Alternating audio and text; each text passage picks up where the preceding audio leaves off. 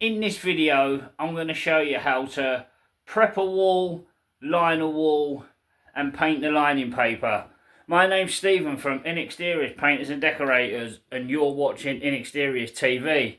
Like I just said, in this video, I'm going to show you how to prep, line, and paint. Now, I did this set of videos, I did them in 3 parts back in May of 2022. So what I've decided to do is to condense all 3 parts into one video. So I hope you enjoy it. If you would like to purchase any of the similar tools that I used in doing this task, please feel free to check out the links in the description below. And if you're planning on doing any other decorating works, please feel free to visit my tool store. The links are also in the description below. Let's do this. This is the wall that we're going to be working on. Just to let you know, the radiator will be getting removed when the plumber comes.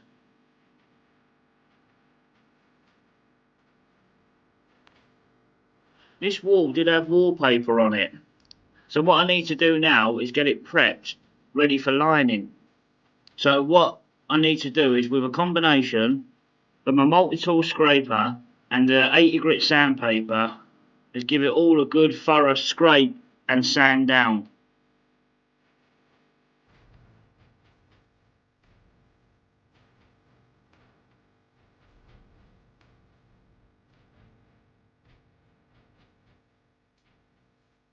I used a standing knife to cut any loose wallpaper off around these alarm sensors.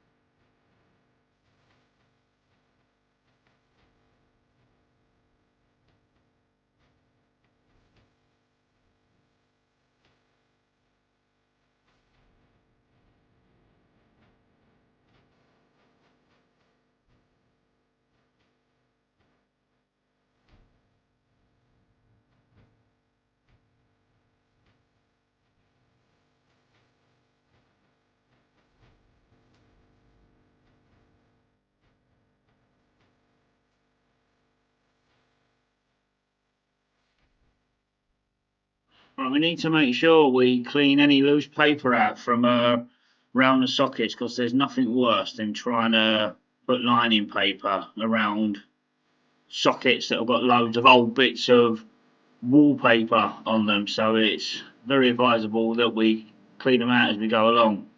So if you'd like to know how to clean around sockets, there's a video that will pop up on an end screen at the end of the video.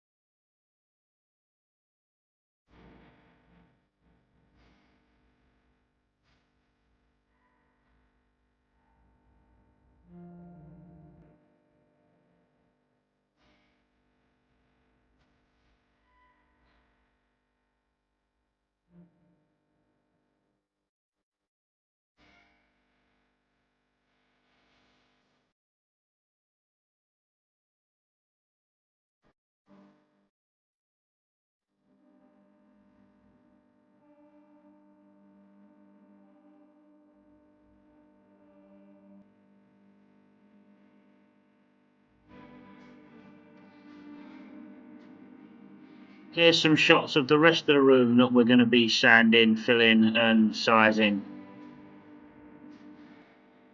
Now we've sanded, we can give it all a good dust down. I'm using my dust brush to dust it down. I normally would use a sweeping brush as well, you know, a soft bristle sweeping brush, but I haven't got one to hand, so I'm having to just make do with my dust brush.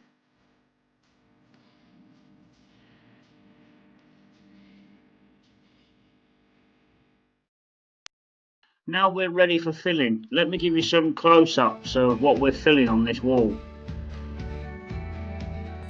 If you would like to purchase some of the similar tools that I use for this task, please feel free to check out the links in the description below.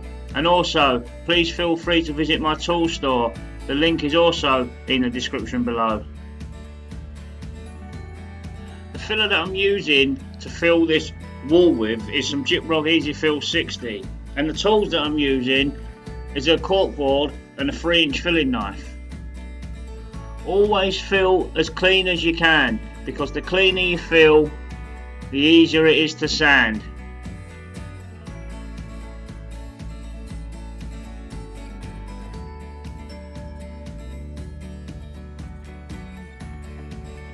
Here are some other areas around the room that need filling. Let me give you a close-up of this alcove and this wall so you can see what needs filling there. Here's the close-up of the alcove.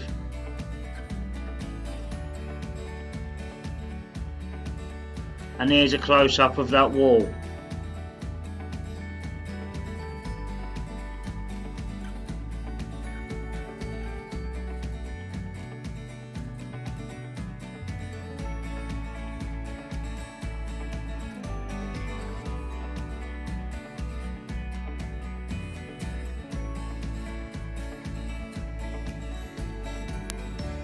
And these are the areas that we've just filled on the wall.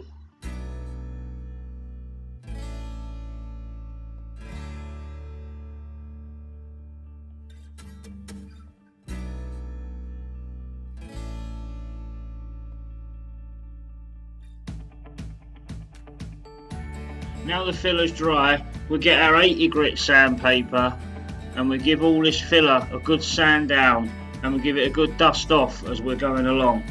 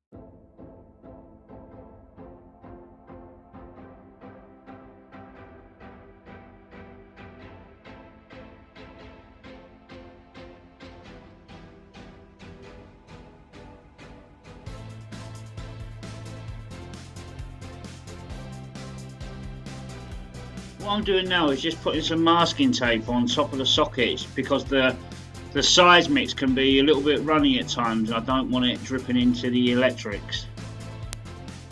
It's just a precaution, it's never happened before.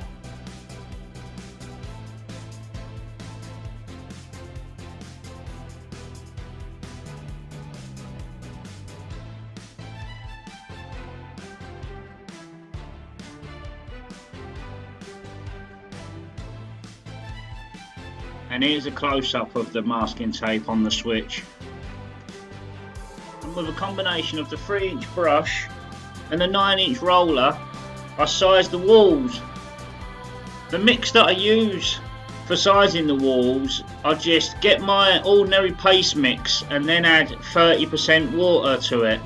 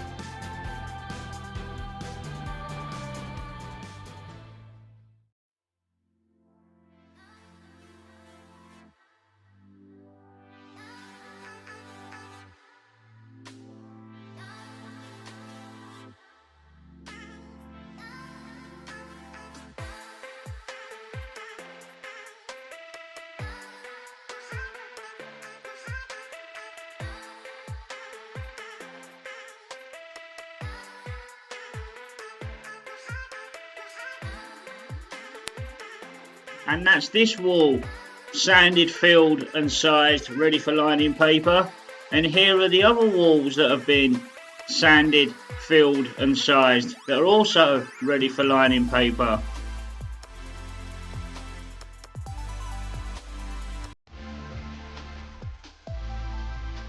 This is the wall that we're going to be lining, and what I've done is I've drawn a straight line along here. It's also straight and it's also as a guide, because for this piece I'm going to be starting the first piece, but I'm going to be doing it as so-called the second piece down. And the reason why I'm going to be doing it is to negotiate this feature. All will be revealed. If you would like to know how to paste the lining paper, there will be a video that pops up at the end on an end screen. When applying this first piece, I'm just following that line that you saw at the beginning of the video. And I don't normally start here, I normally start at the top, but because we've got this feature I need to negotiate it, and if I would have started at the top, then there would have been this little bit that I would have had to have wrapped around that feature and it would have tore. So I just thought if I start here and put two separate pieces in at the top, it would just be a lot easier and make more sense.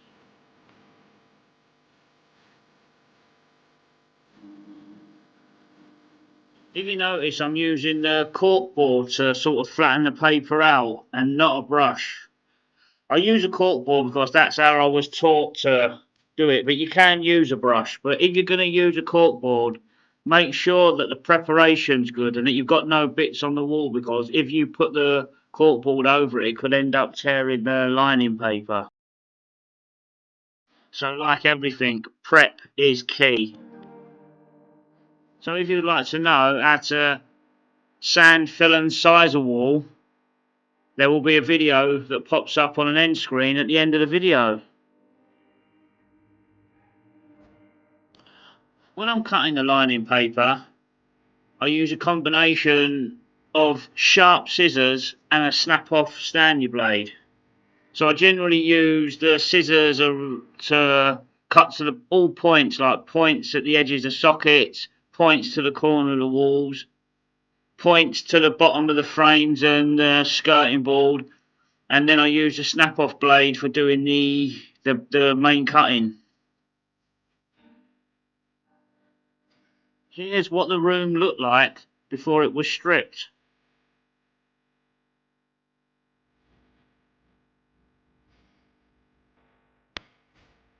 Once your first piece is on and straight, the rest should follow.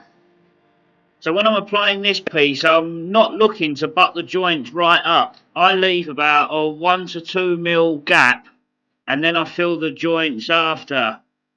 The gaps can vary depending on the unevenness or evenness of the walls. I don't try to be perfect because perfect doesn't exist. So for me, it's just more progress than perfection. And if you just do your best and you do your best all the way along, it generally always turns out okay.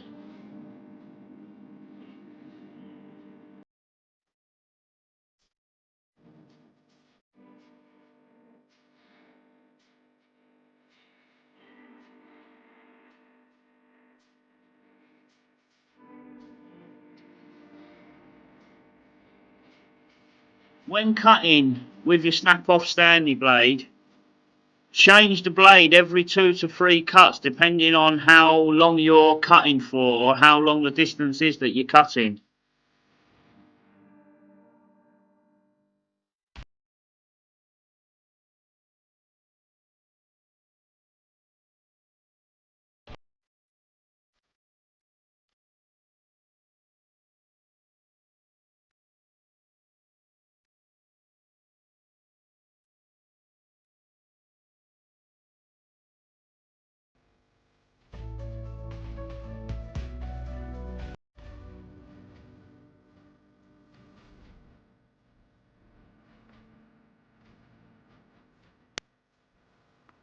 I'm not talking to myself here, I'm actually talking to the client.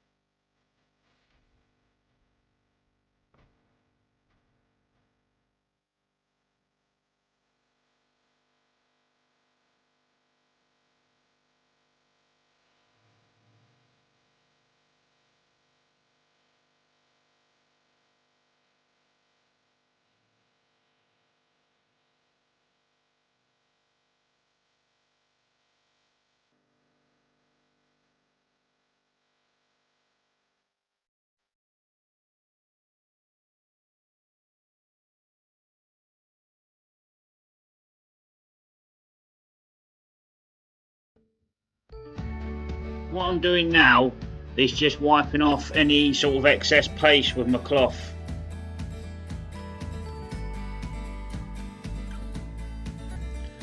It did work out easier doing it this way, starting the second piece down and then putting 2 pieces either side of the feature.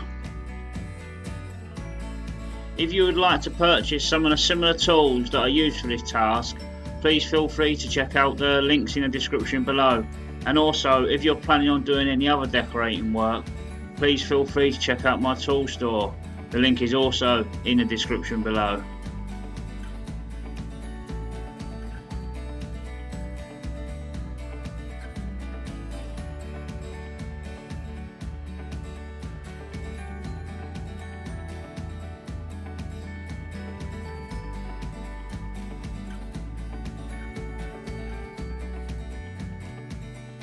When cutting into these corners, it's so important for the tips of your scissors to be sharp.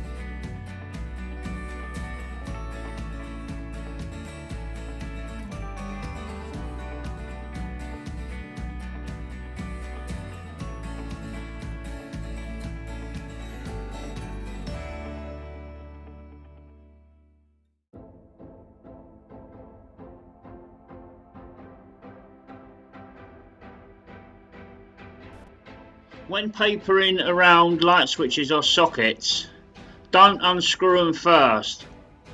Keep it screwed to the wall, make your cuts, then unscrew it, tuck the paper behind, then tighten it back up, but don't over tighten it. Wait for it to be fully dry before you tighten it fully up, just like sort of nip it up so it's like sort of solid.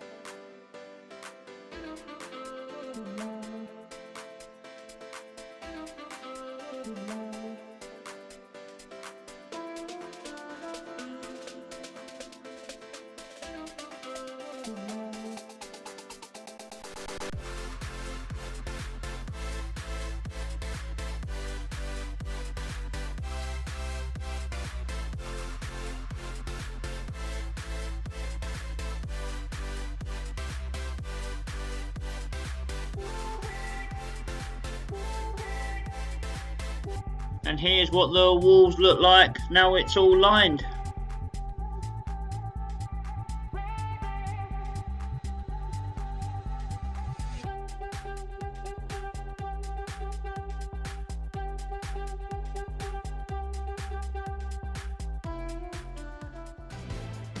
This is the wall that's been lined that we're going to be filling and painting. Let me give you a close-up of the joints that we're going to be filling.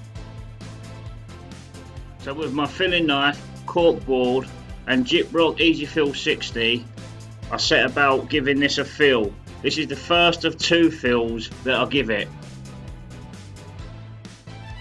Remember to always fill cleanly.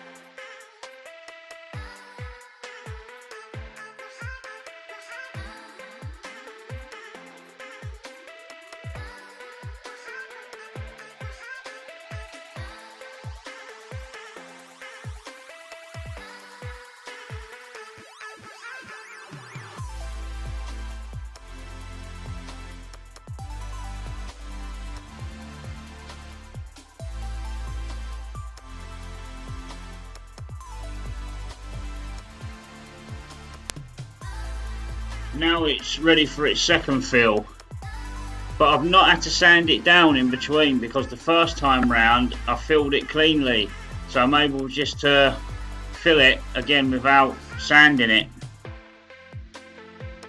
I'm only going to show second filling it on the first 2 joins. I'm not going to film all of it for the second time round.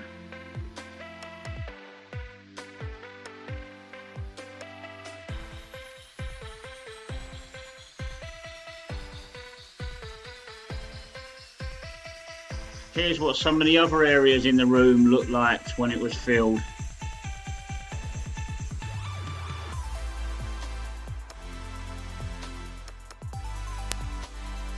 Now we need to caulk these gaps.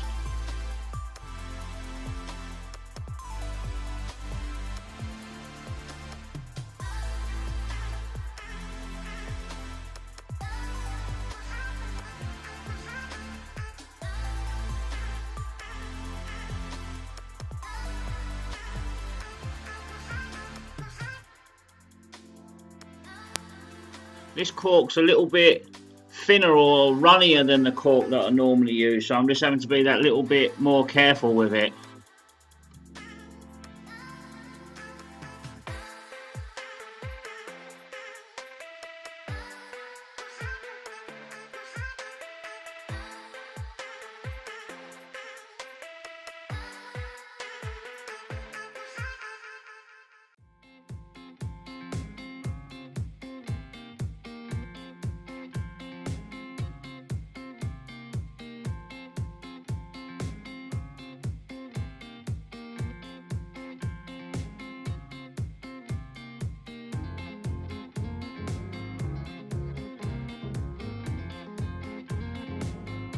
Once everything's all dry, you can give it a sand down.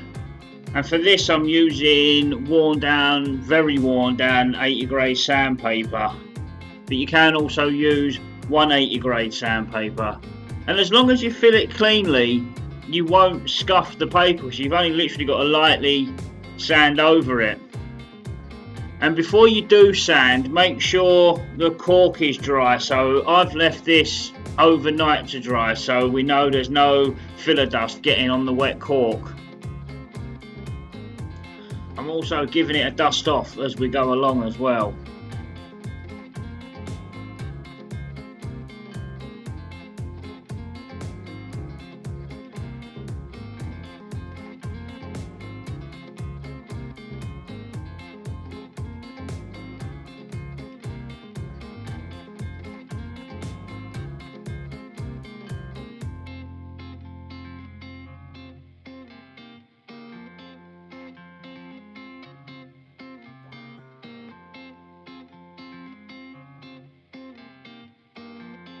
If you would like to purchase some of the similar tools that I use for this task, please feel free to check out the links in the description below. And also, please feel free to visit my tool store. The link is also in the description below.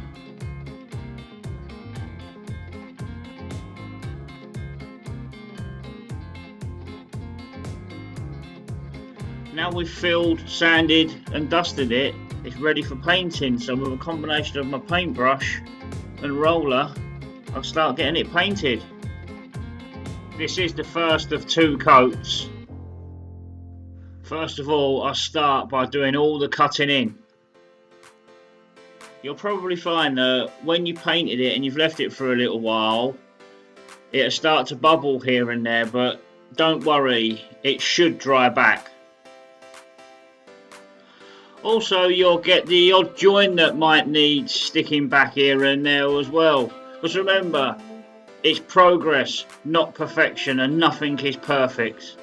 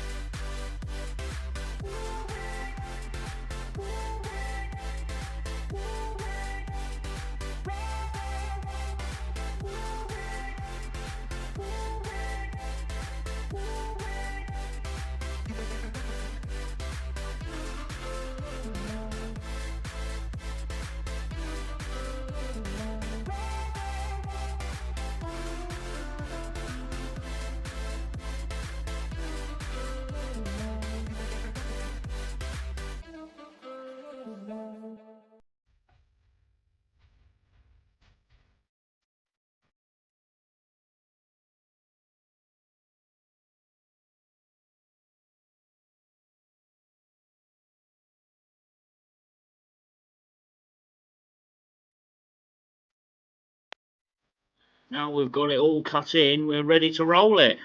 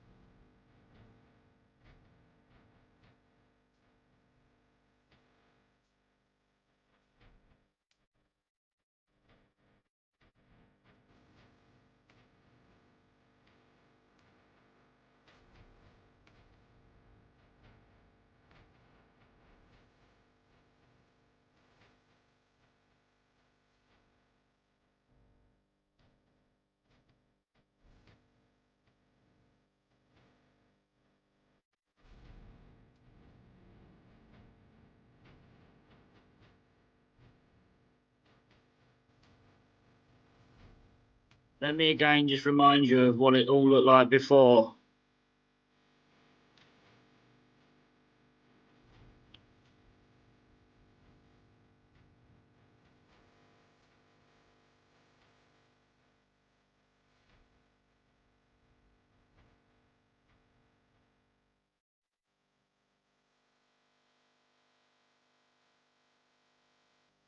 Here's what this wall looks like now after 2 coats.